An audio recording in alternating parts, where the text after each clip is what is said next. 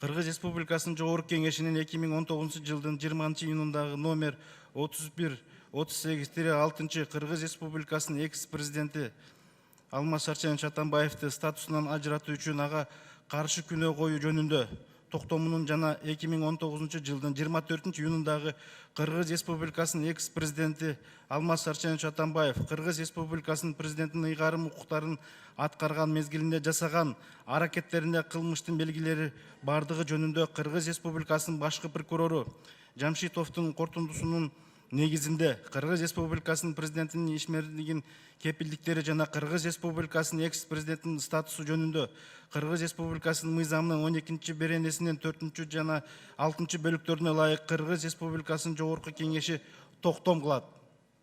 Биринчи, Кыргыз Республикасынын экс-президенти Алмаз Шарченович Атамбаев Кыргыз Республикасынын президентинин ыйгарым укуктарын аткарган мезгилде жасаган аракеттеринде кылмыштын белгилеринин бардыгы жөнүндө Кыргыз Республикасынын башкы прокурору Жамшитовдун корутундусу эске алынсын. Экинчи, Алмаз Шарченович Атамбаев Кыргыз Республикасынын экс-президенти статусунан ажыратылсын. Үчүнчү, ушул токтомдун көчүрмөсү Кыргыз Республикасынын башкы прокуратурасына жиберилсин деп токтом долбоору азыр сиздер кабыл алып бересиздер, урматтуу депутаттар. Ал эми добуш берүүнүн алдында мен регламентибизге таянып, регламентибиздин 86 беренеси менен кетебиз. Ал жерде карап таанышып койсоңуздар болот. Бирок биз добуш берүүнү азыр чечип алышыбыз керек. Электрондук түрдө болот, же жабык, же ачык түрүндө деп бир чечип алалы, урматтуу депутаттар. Анда ачык түрүндө деген сунуштар болуп атат.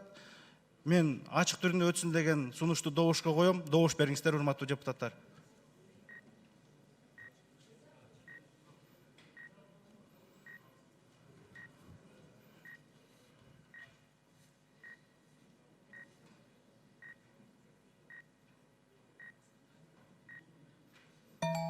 Макул 106, каршы жок, баары 106, катталды 110.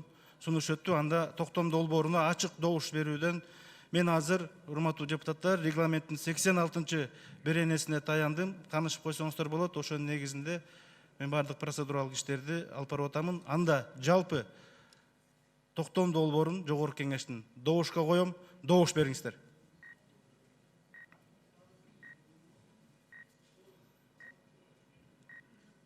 Добуш берип коюңуздар, урматтуу депутаттар.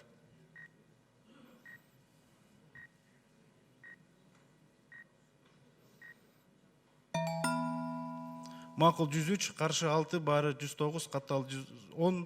Токтом долбоору кабыл алынды.